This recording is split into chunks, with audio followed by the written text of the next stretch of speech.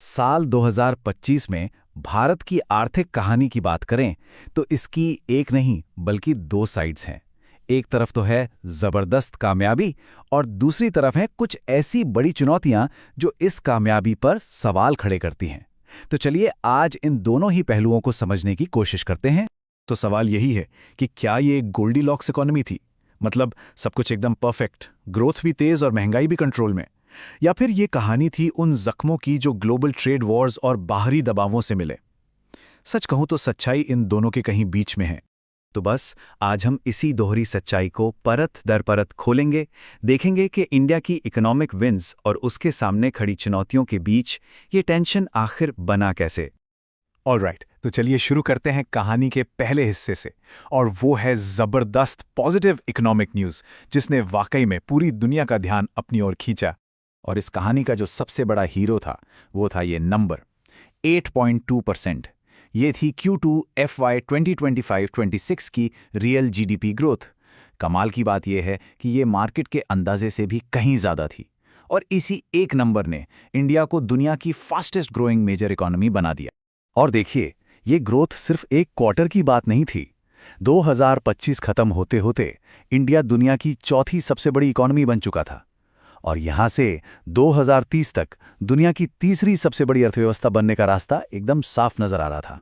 ये ग्रोथ सिर्फ बड़े बड़े नंबरों या कागजों पर नहीं थी, इसका असर जमीन पर भी दिख रहा था।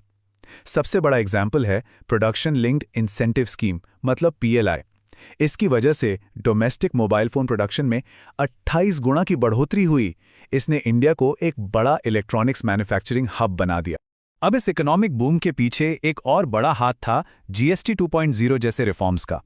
हुआ ये कि टैक्स सिस्टम काफी सिंपल हो गया, जिससे घर का सामान, कंज्यूमर ड्यूरेबल्स और खेती के उपकरण सस्ते हो गए। और जब चीजें सस्ती होती हैं तो क्या होता है, जाहिर है मार्केट में डिमांड बढ़ जाती है। बात यहीं खत्म नहीं होती। ऐसे समय में जब पूरी दुनिया प्रोटेक्शनिज्म की तरफ जा रही थी, इंडिया ने एक अलग ही रास्ता अपनाया, एकदम एग्रेसिव ट्रेड डिप्लोमेसी का। न्यूजीलैंड, ओमान, यूके, इन सब देशों के साथ नए ट्रेड एग्रीमेंट साइन किए गए। इससे हुआ ये कि हमारे एक्सपोर्टर्स के लिए नए नए दरवाजे खुल गए। लेकिन जैसा कि शुरू में कहा था, ये कहानी टू साइडेड है। तो अब वक्त है सिक्के का दूसरा पहलू देखने का, वो हिस्सा जहां बाहरी झटकों और अंदरूनी दबावों ने इंडिया के इकोनॉमिक रेजिलियंस का असली टेस्ट लिया। यहां पर जो कंट्रास्ट है वो देखने लायक है। मतलब एक तरफ तो इंडिया दुनिया के लिए अपने बाजार खोल रहा था, और दूसरी तरफ अमेरिका जैसे बड़े ट्रेड पार्टनर से 25% टैरिफ का झटका भी सह रहा था। ये एक बहुत बड़ा चैलेंज था। और इस तरह के बाहरी दबाव का सीधा असर कहां पड़ता है?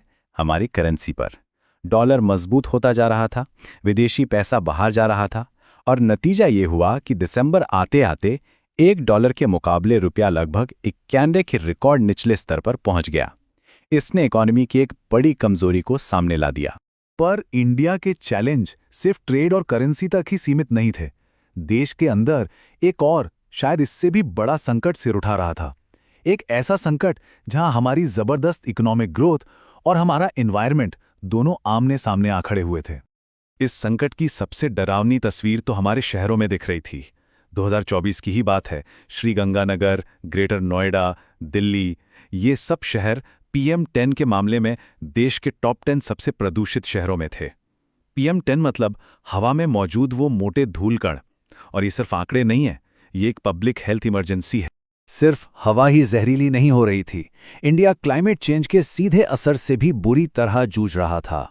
बाढ़, तूफान, जानलेवा गर्मी, ये सब नेचुरल डिजास्टर्स अब आम बात हो गए थे, और हर साल लाखों लोगों की जिंदगियों पर इसका असर पड़ रहा था। इंडिया का क्लाइमेट चैलेंज कितना कॉम्प्लेक्स है, ये इस ग्राफ को देखकर साफ हो जाता है। देखिए, भले ही हमारा पर कैपिटा एमिशन, मतलब प्रति व्यक्ति उत्सर्जन, कम हो, लेकिन देश का जो टोटल एमिशन है वो हमें दुनिया के सबसे बड़े उत्सर्जकों में से एक बना देता है। ये एक ऐसी पहेली है जिसे सुलझाना बहुत जरूरी है। और सबसे जरूरी बात ये समझने की है कि ये कोई अलग थलग घटनाएं नहीं हैं। जरा सोचिए, 2024 में लगभग 88% दिनों में कोई ना कोई एक्सट्रीम वेदर इवेंट रिकॉर्ड किया गया। क्लाइमेट डिजास्टर्स की वजह से 54 लाख लोगों को अपना घर छोड़ना पड़ा, और हमारे हिमालय के ग्लेशियर्स जो हमारी नदियों को पानी देते हैं वो 67% तक पीछे खिसक गए। ये एक सिस्टेमिक क्राइसिस है। तो अब सवाल ये उठता है कि क्या इसका कोई हल है? क्या इंडिया अपनी ग्रोथ और अपने एनवायरनमेंट के बीच एक बैलेंस बना सकता है? बस अब हम कहानी के आखिरी हिस्से में पहुंच गए हैं, जहां हम देखेंगे कि इन चैलेंजेस से निपटने के लिए इंडिया की पॉलिसी क्या रही है। सरकार का जो नजरिया है वो तो एकदम साफ है। Union environment minister Shri Bhupendra Yadav ने कहा था कि क्लीन इंडस्ट्रियलाइजेशन कोई रुकावट नहीं है, बल्कि ये तो इकोनॉमी को बढ़ाने, इनोवेशन लाने और भविष्य की समृद्धि के लिए एक कैटलिस्ट है, एक जरिया है। लेकिन क्या ये ऑप्टिमिज्म जमीन पर भी दिख रहा है? चलिए नेशनल क्लीन एयर प्रोग्राम का ये डेटा देखते हैं। ये कुछ और ही कहानी बताता है। जो फंड्स मिले उनका 67% हिस्सा सिर्फ सड़क की धूल मैनेज करने पर खर्च हो गया, जबकि इंडस्ट्रीज जो बड़े पोल्यूटर्स हैं उन पर सिर्फ 1%। तो सवाल ये है कि क्या हम प्रॉब्लम की जड़ पर काम कर रहे हैं या सिर्फ ऊपर ऊपर से सफाई कर रहे हैं?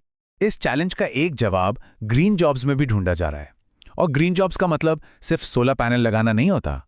इसमें डिजास्टर मैनेजमेंट, ESG रिपोर्टिंग यानी कंपनीज कितनी एनवायरनमेंट फ्रेंडली हैं इसकी रिपोर्टिंग, और क्लाइमेट से जुड़े कई और सेक्टर्स भी आते हैं। ये सब मिलकर एक नई तरह की इकोनॉमी बना रहे हैं। और यहीं पर हम फिर से उस दो तरफा कहानी पर वापस आ जाते हैं। एक तरफ तो रिन्यूएबल एनर्जी में जबरदस्त कामयाबी मिली है। पिछले 10 साल में प्रोडक्शन 3 गुना से भी ज्यादा बढ़ गया है। लेकिन दूसरी तरफ सिर्फ 31% शहर ही 2024 तक अपने क्लीन एयर के शुरुआती टारगेट पूरे कर पाए। ये दिखाता है कि ग्रीन कोशिशों के नतीजे मिले जुले रहे हैं। तो आखिर में हम उसी एक बड़े सवाल पर आकर रुक जाते हैं जो इस पूरी कहानी का निचोड़ है। क्या इंडिया का ग्रोथ इंजन ग्रीन एनर्जी से चल पाएगा, या फिर ग्रोथ की रेस हमारे एनवायरनमेंट को ही खत्म कर देगी? इसी सवाल का जवाब इंडिया का भविष्य तय करेगा।